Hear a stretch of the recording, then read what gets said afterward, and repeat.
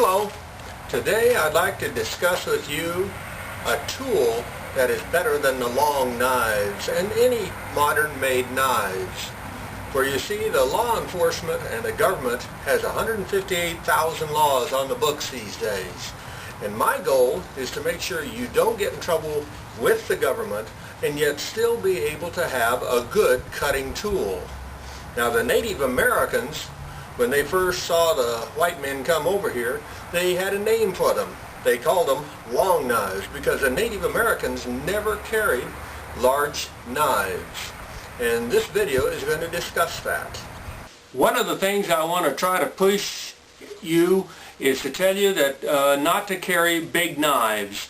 I remember some years ago a youth here in McCook was walking around town. He had a big knife on his hip, on his belt.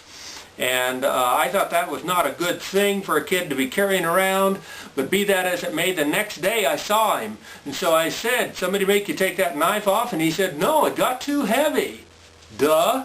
And that's what the Native Americans have pushed long before he figured it out.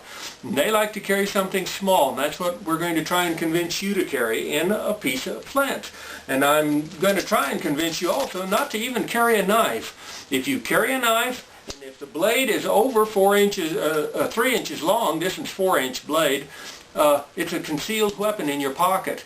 And you could see some serious fines and even possible jail and prison time for little things like that. There's, again, 158,000 laws on the books, and this is one of them. And I don't want to see you have to be put in jail, and the cops will put you in jail at the drop of a hat. They're not your friend. Don't forget that.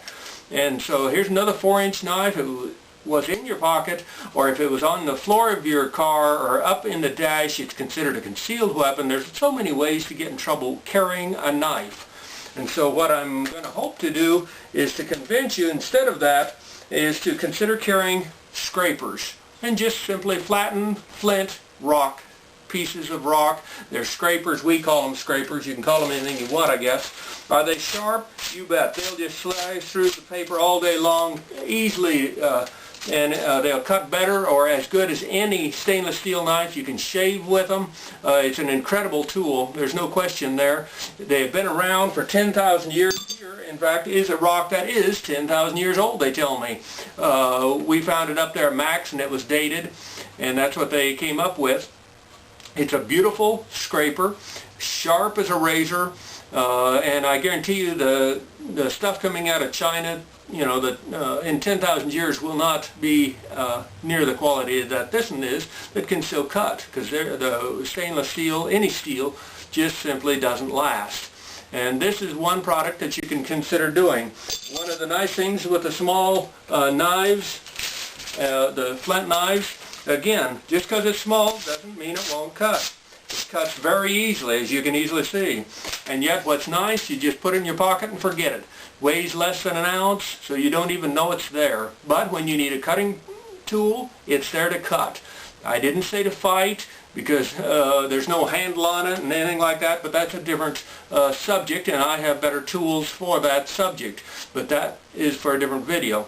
These are excellent for cutting, and it's a product that anybody can carry.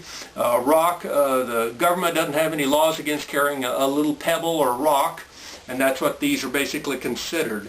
And so I hope you consider using flint and going back mentally 10,000 years and taking a look at the Stone Age, because there's a lot of wisdom back there that's been forgotten. And I hope you consider taking a look so that you might gain from their wisdom. This is McCook's Mr. Bill. Enjoy the rest of my videos, and I hope you subscribe to my future videos.